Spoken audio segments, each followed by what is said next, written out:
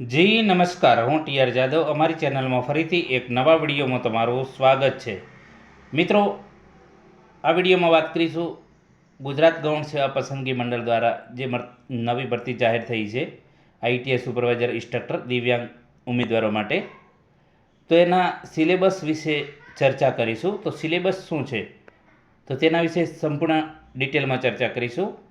અને બીજી પણ સામાન્ય ઉમેદવારો માટે પણ નવી ભરતી જાહેર થશે ટૂંક સમયમાં, તો તેમના માટે પણ સિલેબસ એક સમાન જ હશે.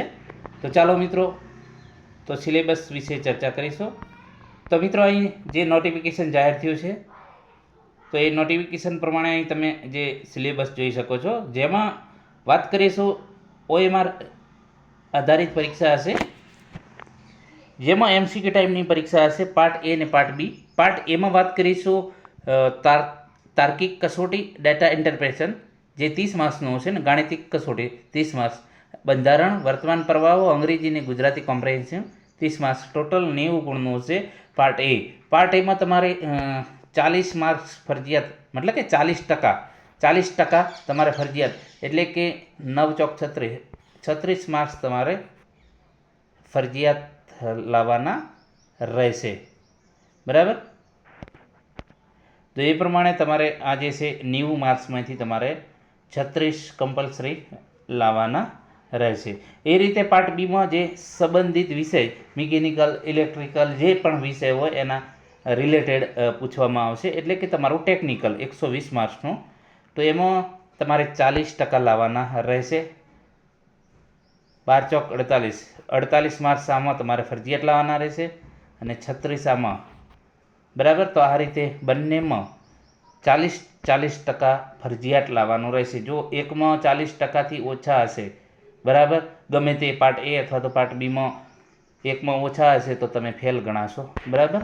તો એ રીતે અહીં તમે એના વિશે જોઈ શકો છો, જે પ્રમાણે આપણે વાત કરીએ એ રીતે. માઇનસ પદ્ધતિ પણ છે. 1.4 એટલે 0.25 નેગેટિવ તમારે ગુણ કપાશે. બરાબર. 120 પ્રશ્નો હશે, 210નું પેપર હશે. પાર્ટ એ અને પાર્ટ બી બંનેમાં સંયુક્ત કુલ 3 કલાકનો સમય હશે. બરાબર. હવે વાત કરીશું જે વિગતવાર અભ્યાસક્રમમાં ગુજરાતીમાં વાત કરીશું, જેમાં ભાગ એ માટે તો તાર્કિક કસોટી અને ડેટા ઇન્ટરપ્રેટેશન વિશે વાત કરીશું, જેમાં અહીં તમે જોઈ શકો છો 30 માર્ક્સનું છે, જેમાં ઉંમર સંબંધિત દાખલા હશે, વેનાકૃતિઓ છે, દ્રશ્ય આધારિત તાર્કિક પ્રશ્નો હશે, લોહીના સંબંધ હશે, તાર્કિક અંકગણિત હશે, માહિતીનો અર્થઘટન હશે, જેમાં ચાર્ટ, આલેખ, કોષ્ટક, માહિતીની પર્યાપ્તતા. બરાબર. તો આ જે 30 ગુણનું છે. એના પછી ગાણિતિક, જેમાં સંખ્યા પદ્ધતિ, સાદુરૂપ, બીજગણિત, સમાંતર શ્રેણી, સમગુણોત્તર શ્રેણી, સરેરાશ, ટકાવારી, નફોખોટ, ગુણોત્તર પ્રમાણ, ભાગીદારી, સમય અને કાર્ય, સમય, ઝડપ અને અંતર, કાર્ય, મહેતાણું અને સાંકળનો નિયમ. બરાબર. તો આ ટાઈપનો છે.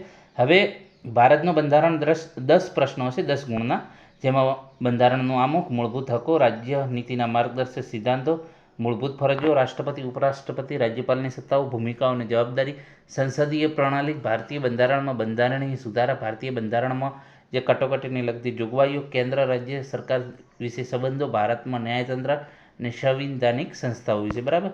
વર્તમાન પ્રવાહ જે 10 માર્ક્સનું હશે, 10 પ્રશ્નો હશે, પ્રાદેશિક, રાષ્ટ્રીય અને આંતરરાષ્ટ્રીય કક્ષાની જે મહત્વની ઘટનાઓ છે એના વિશે. ગુજરાતી, અંગ્રેજી 5-5 માર્ક્સનું છે, કોમ્પ્રેહેન્સિવ. બરાબર. તેમાં સમીક્ષા હશે, અર્થઘટન અને અનુમાનના કૌશલ્યની મુલાકાત, ગદ્ય એટલે કે પેરાગ્રાફ આપવામાં આવશે ને એમાંથી પ્રશ્ન પૂછવામાં આવશે. હવે બ વિશે વાત કરીશું, બી. બરાબર. એમાં 120 જે તમારે શૈક્ષણિક લાયકાતને સંબંધિત વિષય અને તેના લગતા પ્રશ્નો હશે. ઇજનેરી, યંત્ર વિજ્ઞાન. બરાબર. તો આ જે છે મિકેનિકલ માટેનો છે. એ રીતે ઇલેક્ટ્રિકલ અને એ પ્રમાણે અલગ અલગ હશે. બરાબર. નોન ટેકનિકલ તો દરેક માટે સરખું હશે, પરંતુ આ વિષય વાઇઝને તો આ જે વાત કરીએ મિકેનિકલ માટે છે. તો ઇજનેરી, યંત્ર વિજ્ઞાન, જેમાં અલગ અલગ મધ્ય કેન્દ્ર અને ગુરુત્વ કેન્દ્ર જે પ્રમાણે અહીં તમે જોઈ શકો છો એ રીતે. સ્ટ્રેન્થ ઓફ મટીરિયલ, તો એમાં પ્રત્યક્ષ પ્રતિબળ, વિરૂપણ, જડત્વ, બીમમાં શિયર ફોર્સ અને બેન્ડિંગ મોમેન્ટ. બરાબર. તો એ પ્રમાણે એના જે સ્ટ્રેન્થ ઓફ મટીરિયલ 15 પ્રશ્નો હશે 15 ગુણના, ઇજનેરી યંત્ર વિજ્ઞાનના 10 પ્રશ્નો હશે 10 ગુણના, એ રીતે થિયરી ઓફ મશીન ડિઝાઇન એ 10 પ્રશ્નો હશે 10 ગુણના. તો એમાં પણ આપેલા છે કયા કયા હશે. થિયરી ઓફ મશીનના મૂળભૂત સિદ્ધાંતો, મશીન ડિઝાઇન કરતી વખતે લેવાતી સામાન્ય બાબતો, મૂળભૂત એકમો, બરાબર. એ રીતે બિનપરંપરાગત ઉર્જા સ્ત્રોત અને ઉર્જા સંરક્ષણ 10 પ્રશ્નો હશે. એ રીતે થર્મોડાયનેમિક્સ, થર્મલ એન્જિનિયરિંગ અને ફ્લુઇડ મિકેનિક્સ 20 પ્રશ્નો હશે. તો અહીં આપેલું છે કે કયા કયા જે ટોપિક પૂછાશે. મેટ્રોલોજી અને નિરીક્ષણ જે 10 પ્રશ્નો હશે 10 ગુણના હશે. એ પ્રમાણે ટોપિક પણ તમે જોઈ શકો છો.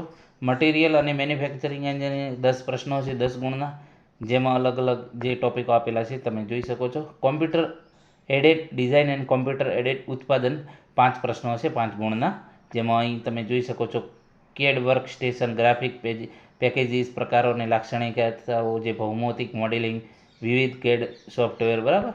ઇન્ડસ્ટ્રીયલ એન્જિનિયરિંગ અને મેનેજમેન્ટ જે 10 પ્રશ્નો છે 10 ગુણના, એના પણ તમે અહીં જોઈ શકો છો એના જે છે ટોપિકો. ટૂલ એન્જિનિયરિંગ 10 પ્રશ્નો હશે 10 ગુણના હશે. ઔદ્યોગિક રોબોટિક્સ અને ઓટોમેશન 10 પ્રશ્નો હશે 10 ગુણના, બરાબર. તો એ રીતે હવે અહીં તમે જોઈ શકો છો કે ઉપરોક્ત ક્ષેત્રોમાં વર્તમાન વલણો અને તાજેતરની પ્રગતિઓ, તો એના વિશે પણ હશે. પાર્ટ એના પ્રશ્નો ગુજરાતી અને અંગ્રેજી ભાષામાં બંને ભાષામાં હશે. તો જે છે ભારતનું બંધારણ અને વર્તમાન પ્રવાહો ગુજરાતી અને અંગ્રેજી ભાષા બંનેમાં હશે. ગુજરાતી કોમ્પ્રેહેન્સિવના પ્રશ્ન માત્ર ગુજરાતી ભાષામાં રહેશે. અંગ્રેજી કોમ્પ્રેહેન્સિવના જે પ્રશ્ન છે અંગ્રેજી ભાષામાં. અહીં તમે જોઈ શકો છો શૈક્ષણિક લાયકાતને સંબંધિત વિષયને ઉપયોગીને લગતો પ્રશ્ન ગુજરાતી અને અંગ્રેજી બંને ભાષામાં હશે. એટલે ચિંતા ના કરતા, ગુજરાતીમાં પણ તમે તૈયારી કરી શકશો અને ઇંગ્લિશમાં પણ કરી શકશો. બંને ભાષામાં તમને જે પસંદ આવે એ, બરાબર. જે ભાષાંતરના અર્થઘટનમાં કિસ્સામાં અંગ્રેજી ભાષા અભ્યાસક્રમમાં દર્શાવેલ બાબતો આખરી ગણવામાં આવશે, બરાબર. એ ઇંગ્લિશમાં પણ દર્શાવેલું છે, તો તમે પીડીએફમાં જોઈ શકશો. એ પીડીએફ આપણે તમને મૂકી દઈશું જે ટેલિગ્રામ ચેનલમાં તમને મળી જશે, અથવા તો જીએસએસબીની જે ઓજસ વેબસાઇટ છે એમાં પણ તમને મળી જશે.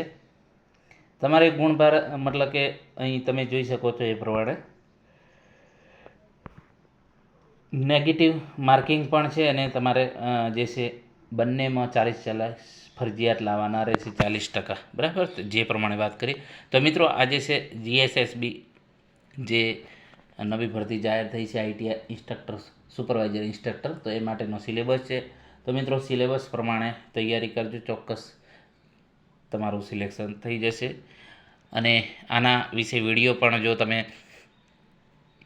ઈચ્છતા હો તો આપણે સિલેબસ પ્રમાણે ટોપિક વાઇઝ વિડીયો પણ બનાવીશું. તો કોમેન્ટ બોક્સમાં જણાવજો જો તમારે જરૂર હોય તો એ પ્રમાણે આપણે વિડીયો સિરીઝ ચાલુ કરીશું, તમને મટીરિયલ પણ આપીશું, બરાબર. તો કોમેન્ટ બોક્સમાં જણાવજો.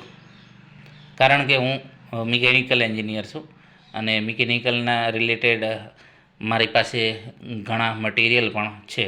તો એ પ્રમાણે આપણે જો તમને ઈચ્છા હોય તો આપણે વિડીયો સિરીઝ ચાલુ કરીશું. તો કોમેન્ટમાં જણાવજો.